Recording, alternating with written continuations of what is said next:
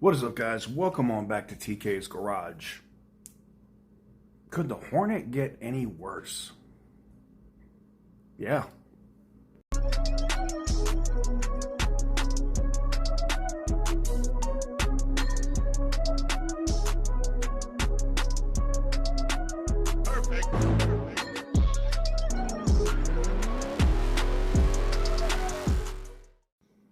What is up, guys? Welcome on back to TK's Garage.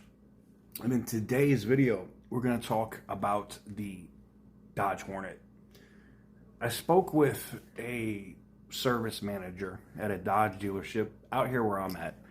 And I sat down, paid for lunch, and we talked about the Hornet and issues that may arise with this vehicle. We're going to talk about those today. Now, I'm still actively looking to try to get my hands on a Hornet, but the vehicle evidently is looked on so bad by the rental agencies that Hertz, Enterprise, and Avis have zero of that car available. That says a lot, because they will grab crap CVT transmission Nissans and run those in their fleet, but you won't run a Hornet. That's bad. Well, let's just get directly into it. I don't want to make this an exception long video. So we sat down, had lunch, and I spoke with this service advisor, service manager advisor. I'm going to leave them off the record for now. They did say they might be open into doing a live stream or something with us here in the future, and we may do that.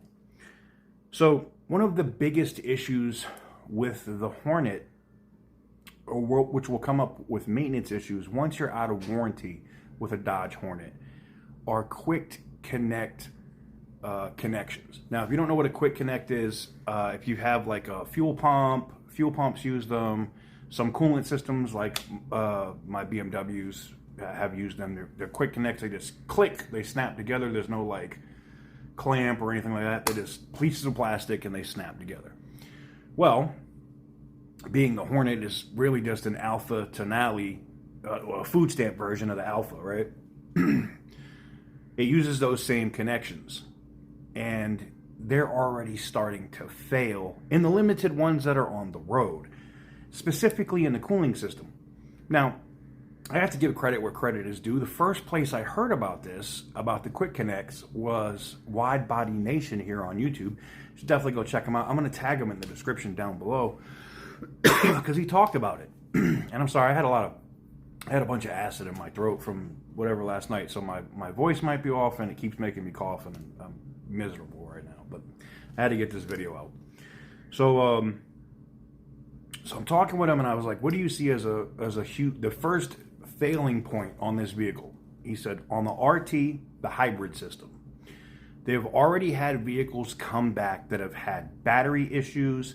In fact, and I don't even want to put him out there yet because I don't know if he's going to talk about it in his review. So I'll just say somebody I know that is reviewing one of these vehicles had nonstop check engine lights.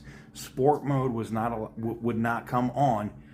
And come to find out, and this is corroborated with the service manager, that they're having hybrid issues. And when that happens, or you're having that issue with that hybrid system, you don't get that boost, you don't get that sport mode, and the ones that they already have that are sold have come back. There are so many issues in manufacturing right now for Dodge that there's going to be a lot of problems with this Hornet. And for the price you're paying for the car, which we also saw over at Wide Body Nation, to get a nicely spec'd out RT hybrid version of this vehicle, you would be paying, at current interest rates, with good credit, at or above $1,000 a month. That's Hellcat money.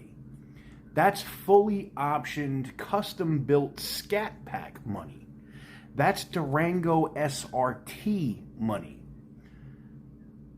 Not Hornet money. This little crossover SUV shouldn't be priced more than $25,000. And I'm talking about fully optioned. I get. I'm already seeing it in the comments where people are saying you're just hating on it. You haven't driven it. You haven't. Listen, not that I haven't tried. Okay. If you can't even go, if the rental car companies are avoiding this thing like the plague, what does that tell you? Rent-a-car companies buy vehicles at at X price, right? And they get fleet deals from manufacturers, right? And then they put them in for a set amount of miles, and then they auction them or sell them to get, and it's a good business model, right? They're not buying that from Dodge and haven't bought anything new from Dodge in a while because they've jacked up their prices. Those RTs that you see that Hertz and Avis and stuff rent out right now, or the V6 Challengers, are from like 2021. You're not seeing 2020, 2022s, 2023s, unless they're like base V6s. No RTs. Those are all old. And those are starting to get out of their fleet as they get to that mileage mark where they know that they have to be able to sell them. And they've been able to keep them longer because Dodge jacked up the prices, which made the older ones worth more money. The issue with the Hornet, though, the service advisor said the first issue that you're going to have with these Dodge Hornets are the quick connections in the coolant system where, check this out, now the vehicle's only been out for a couple years, right? People that bought them when they were first coming out in 2023 are having quick connect failures where the plastic gets brittle, blows out. And this is another huge problem. It doesn't notify the driver, the customer, that there's a significant issue with the cooling system until the temperature gets way up. That's not a good thing. If you buy one of these Hornets and you keep it outside of warranty, as a BMW guy, I'm telling you now, you better be an Alpha person or know how to work on Alfa Romeos, because it's going to cost you a ton of money to maintain that hybrid vehicle. And I'm not a hybrid expert. I wouldn't buy. I mean, if I buy one and the hybrid system fails, what am I going to do? It's not a good look. I thought it was interesting, and I'm looking forward to possibly setting up a live stream with this guy to talk about, with the service advisor, to talk about all of the different issues that are going on with Dodge right now and what they're seeing at dealerships where vehicles are coming in and a lot of them are getting bought back from the glass cracking issue with Challengers and Chargers. And I thought it was just confined to Challengers, but no, they're cracking from the bottom up, from the middle of the windshield. They're cracking on Chargers now that they've seen at a local dealership here in town, 4 in the last month. And they're all 2023s. So there's definitely strike cars and 2023 manufacturing issues on these vehicles. And I haven't even got into the Hurricane engine issues, which I'll probably do a separate video on that. But to get an entire shipment of engines that's bad, that's not a good look. I'm just waiting. I'm making sure I dot all my I's and cross all my T's and verify everything that we talk about. But I had that come across, and woof. And I'm not the only one that's probably going to end up talking about that. You know, OC Motivator has his own contacts and people that he knows in the network at Dodge, as well as Butter the Insider. So, like I said, it's going to be a very interesting time for Dodge. And a lot of this stuff needs to be tightened up. I think they really are going to have to massively cut the cost of this Hornet if they want it to be a success. And I think I know why we don't have a Charger with a high output inline 6.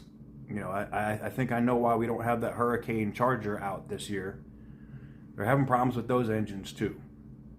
So they're going to keep firing all these Americans. They fired the SRT team. It's for those that are in the brotherhood, like myself, who love Mopar products, might be time for us to start looking at other stuff, man. I hate to say it, but it's facts.